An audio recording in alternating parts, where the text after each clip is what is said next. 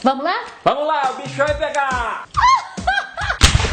Você é doido? Já vai começar outra confusão com esse vídeo aqui. Esse povo só arruma tema de mimimi, tema polêmico pra tratar, mas é porque são temas que realmente precisam de ser tratados. Alguém tem que falar sobre esse assunto, né? A gente não é caça-treta não, pessoal. É que a gente vê a necessidade de algumas coisas e a gente tem que tocar no trem. Tocar na ferida. Vamos falar então sobre esse assunto que está repercutindo no Brasil todo aí por causa do Bolsonaro. O Bolsonaro se posicionou a favor do porte de armas e tudo mais. Então os cristãos se alvoroçaram, falando, não pode, isso aí é um absurdo, as pessoas não podem ter arma, o quinto mandamento é não matar. Como é que fica essa questão, Deia? Alguns cristãos, né, Tiba? É alguns cristãos. A nossa posição é a posição da Igreja Católica. Exatamente. Por que da Igreja? Nós vamos trazer não aquilo que nós pensamos, simplesmente a nossa opinião, mas nós queremos trazer para vocês o que a Igreja diz a respeito dessa questão da autodefesa, a questão das armas. Cheirou espoleta aqui, fumaça de espoleta. Oh, meu Deus do céu, me lembrei da minha infância. Meus primos tudo vendia tampinha de garrafa. Lembra que no refrigerante era só garrafa de vidro? E meus primos vendia, juntava tampinha, meu tio tinha mercadinho, vendia pra comprar esses revolvinhos de espoleta. Esse aqui é do Rambo, né? Antigo, né? Na infância eu tinha um monte desses aqui, tinha colorido, mas esse aqui era o meu preferido e que a gente brincava até. Hoje não estão brincando mais de arminhas, né? Porque ficou politicamente incorreto. Não pode. Nem espadinha, né? Não pode levar pra escola, né? Nem os meninos podem levar nada disso porque isso é estimular a violência. Você está enfraquecendo a personalidade masculina. E isso que você está fazendo. Não fazendo com que a criança também brinque de arminha, brinque de ser guerreiro, brinque de lutinha. Isso faz parte da formação do caráter, da personalidade, da identidade masculina. Aí quando numa casa surge algum problema, o homem sobe em cima da mesa e quem tem que defender é a mulher. Porque você enfraqueceu justamente, como o Tiba disse, a identidade do homem, que é a proteção, é a defesa da família. O homem traz isso em si. Esta é a missão do homem, defender, proteger a família, proteger os filhos e a esposa. Às 3 da manhã, quando tem um barulho no quintal, o marido vai cutucar a mulher, falar, meu bem, corre lá no quintal porque tá tendo um barulho. Se bem que hoje tá perigando isso acontecer. Exatamente. Não duvido nada. Mas esse é o papel do homem. O homem assume essa liderança, toma a frente nessas questões, e não só na família principalmente, mas na sociedade, ideia. Diante das catástrofes naturais, dos perigos, de uma guerra, enfim, uma série de coisas, é o homem que toma a frente e sempre foi assim. Isso é histórico, desde lá das cavernas, onde o homem tinha que proteger a prole diante dos ataques dos animais. E parece que, falando de tudo isso, nós desviamos o assunto, mas tem tudo a ver com o que nós vamos falar agora. Que nós estamos falando do porte de armas para a legítima defesa. Então vamos ver o que a Igreja diz a respeito deste assunto. Nada melhor que o nosso famoso livrinho amarelo. Que está amarelo como a sua blusa. Deixa eu mostrar aqui. Que é o Catecismo da Igreja Católica. Aqui está a doutrina católica sobre a questão. Começa lá no parágrafo 2258, quando trata do quinto mandamento, que é o não matar. O amor a si mesmo permanece um princípio fundamental da moralidade. Portanto, é legítimo fazer respeitar seu próprio direito à vida. Quem defende sua vida não é culpável de homicídio, mesmo se for obrigado a matar o agressor. Se alguém pode se defender, usar de violência mais do que é necessário, seu ato será ilícito, ou seja, tem que ser proporcional. Mas, se a violência for repelida com medida, será lícito. E olha que interessante, e não será necessário para a salvação omitir este ato de comedida proteção para evitar matar o outro, porque antes da de outrem se está obrigado a cuidar da própria vida. A legítima defesa pode ser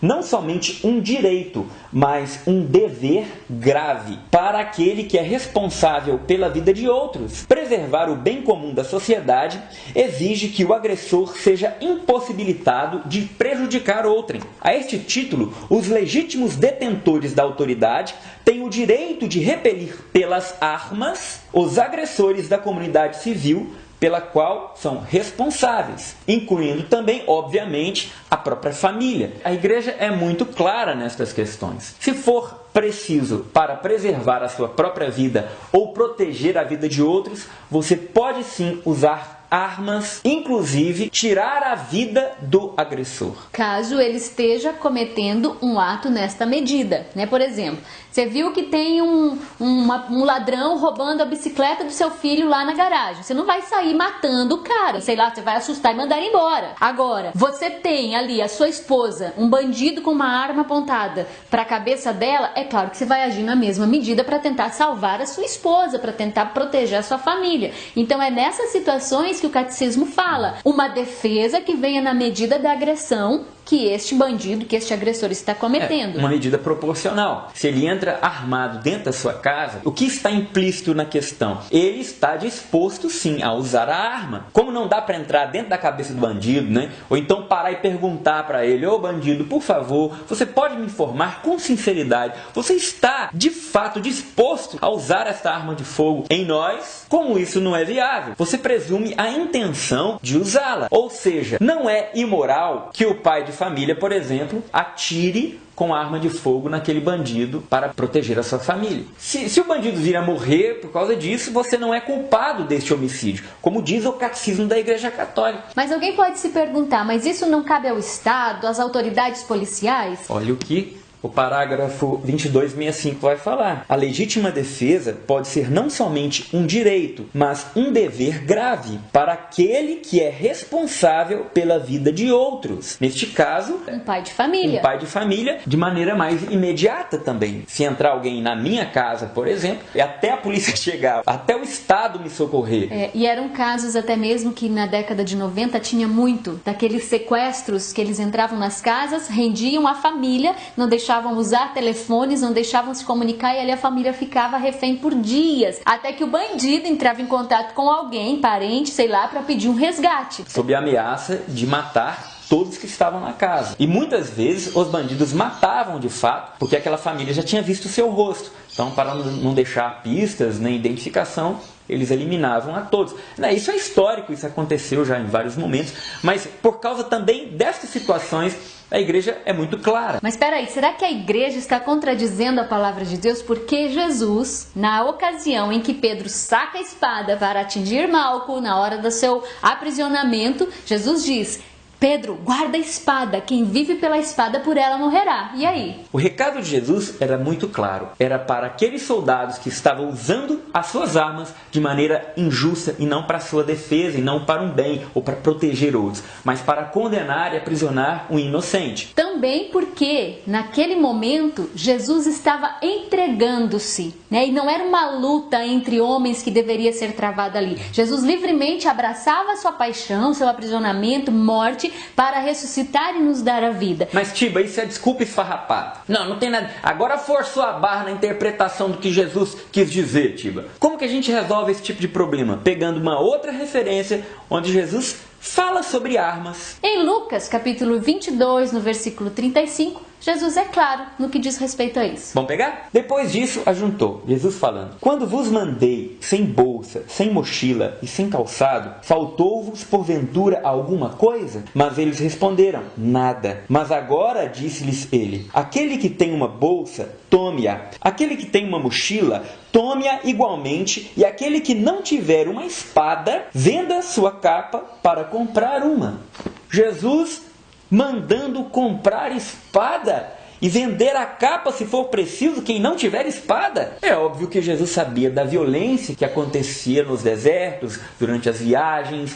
Então eram perigos reais que todos corriam ao viajar. Então era muito comum as pessoas usarem as espadas para se defenderem. Mas Tiba, isso é naquela época, tá? No Brasil nós temos cerca de 60 mil assassinatos por ano. Isso dá 2 guerras do Iraque. O ano que eu nasci, 1981, eram cerca de 8 mil assassinatos. Hoje, 36 anos depois, 60 mil assassinatos no Brasil. Quando Jesus fala compre a espada se você não tem, ele sabe que nós, como cristãos, enfrentamos uma sociedade, enfrentamos um mundo adverso, até mesmo a nossa fé. Um mundo que, na sua maldade, vem contra os filhos de Deus e que é preciso que estes filhos se defendam. Que defendam suas casas, defendam suas famílias. E Jesus não é esse pacifista que agora rompe com a capacidade de defender a própria vida. Jesus, ele se entrega porque este era o desígnio da salvação. E o catecismo diz o seguinte: aquele que diante do agressor decide não matá-lo, isso pode ser um ato nobre, sim, um ato de santidade, de entrega a vida por causa daquela alma que não se converteu e pode morrer e ir para o inferno. Agora, se esta mesma pessoa tem outros para defender e tem uma responsabilidade sobre outros, sobre a sua família, sobre a sociedade, este já tem o dever grave, como diz o catecismo, de defender, e se for preciso matar o agressor, que seja feito isso. Então está claro, embasados no Catecismo da Igreja Católica e na Palavra de Deus, não nos resta dúvida de que a autodefesa, se preciso portando uma arma, ela é vista como legítima. Ou seja, cristão pode portar uma arma para proteger a sua família? Pode, contanto, obviamente, que tome todos os cuidados, que se tenha preparo para isso, que se tenha um lugar adequado para guardar essa arma, um pequeno cofre, por exemplo, onde só você e a sua esposa têm acesso, além, obviamente, da autorização necessária. Então é isso, gente. Fica aí o nosso vídeo, um assunto um tanto quanto polêmico. Deixa aí o seu comentário, avalie o vídeo. Conta pra gente o que você pensa a respeito desse assunto. Se você quiser aprofundar neste assunto, tem um livro muito bom que trata da questão, que é do Benê Barbosa, que é Mentiram Pra Mim sobre o Desarmamento. E tem na nossa livraria, ainda tá com desconto. Tá com desconto. O livro é muito bom, ele vai tratar de maneira muito sóbria sobre a questão, trazendo números, dados, demonstrações. Não é um livro de cunho religioso, mas ele olha de frente para as evidências e faz a ligação dos acontecimentos históricos. Por exemplo, todos os países socialistas, todos os ditadores, quando assumem o poder, a primeira coisa que eles fazem é desarmar a população civil, por exemplo. É de fato uma tática dos países totalitários, desarmar a população para que não haja resistência civil ao totalitarismo. Foi assim que Hitler fez quando assumiu o poder. Desarmou todo mundo, é assim também todos esses países totalitários. E mais outras coisas, o livro é muito bom. Como é o nome? Mentiram Pra Mim sobre Desarmamento, Benê Barbosa. Tá na nossa livraria aí. Valeu, gente. livraria.deitiba.com.br. Valeu. Tchau.